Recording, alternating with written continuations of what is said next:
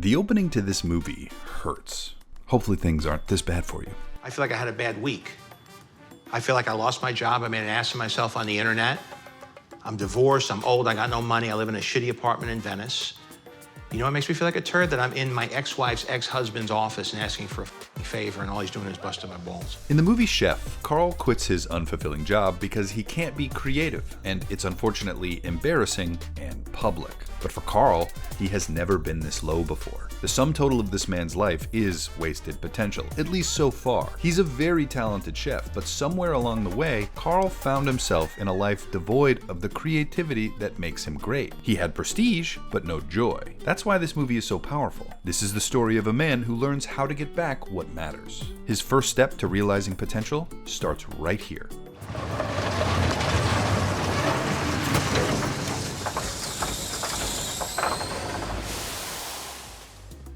The truck is Carl, and the truck is neglected. It needs a ton of work to get operational. Now, whether it's a food truck, a skill, or a relationship, the longer you leave it alone, the harder it becomes to restore. Whatever the condition, Carl's start is to restore this truck.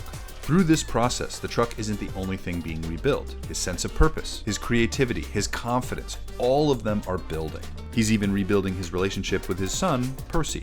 Carl is a little out of practice here though, and they get into it over a gross pan Percy would rather throw away than clean. The lesson about the pan is clear. When something needs effort to get in working condition, it's worth doing the work to fix it up, even if it's difficult or unpleasant. The lesson with Percy is similar. Carl has to do the work with Percy as well, which means teaching him the hows and whys of being a chef. That's the actual work that leads to the most fun this movie has. Yeah, but you look happy, baby, don't you? So happy, so happy. Yeah, that's what something is. Martin calls it perfectly. The middle beat of this movie is so full of life and great lessons for Percy. The business, the father-son dynamic, everything is moving forward and they're enjoying the process.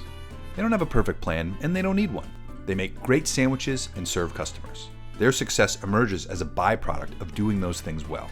Carl made the commitment to do this and he went all in. He can't put the truck down. For most people who take less risky endeavors, our choices are a little less clear. Every day we can choose to move forward or choose to settle. And this option can create that slow erosion that lands us where Carl started at the beginning of the film. Now you might remember in a previous video where we looked at Thor's wasted potential. While Carl leans into the mess, Thor chose to hide from his problems. During Endgame, Thor is in rough shape. He chose cheap distractions while waiting for things to align in order to move forward. With a little encouragement, he does choose to pick up the hammer even when he's uncertain. Like Chef, his progress is his process. Chef, though, takes this to the next level by revealing what realizing your potential actually looks like. And it brilliantly does it in two ways. The reason this feels so real is because it was. Jon Favreau was making million-dollar movies, but felt like he was losing his creative edge that made him fall in love with filmmaking. Just like Carl, this movie is his way of finding his own spark again.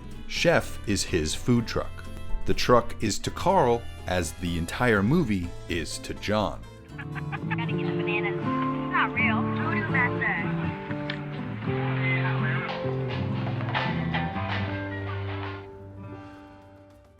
From where Carl started alone to where the team ended up is quite the transformation. But the 1 second a day video from Percy reveals that Carl looks happiest when doing meaningful work. Percy, his friend Martin, they are a part of that meaning, which tells us meaningful work and meaningful relationships are connected. What's missing is also important. There isn't someone pushing him or stifling creativity. Carl doesn't have a boss messing with his menu, and the film doesn't have a meddling studio exec. It doesn't mean Carl has to control everything, because he doesn't. He does control his creativity though, and that is an essential element to his work being meaningful. People can go their whole lives without exploring the essential element to their happiness and meaning. If you know yours, that's amazing. I hope you create the circumstances to experience that fully and often. If you don't know what your essential element is, this next part is for you. But I do know. Order 16, 16 here. Carl never set out to find himself. He set out to make good food. His essentials, his creativity, his relationships, his sense of purpose, they were revealed through the doing rather than the searching. That's what most people get backwards. They wait to feel ready for their circumstances to be just right before they make a change. Carl's food truck was broken. His relationships with Percy were strained. But he started anyway and just solved one problem at a time. Your essential element, it shows up when you're doing the thing that excites you. When the work feels less like effort and more like expression. when the people around you feel less like an obligation and more like the point. You might already even know what that feels like. It's a process, and when that process arrives at the intersection of meaningful work and meaningful relationships, that is what realizing potential actually looks like. Thanks for watching.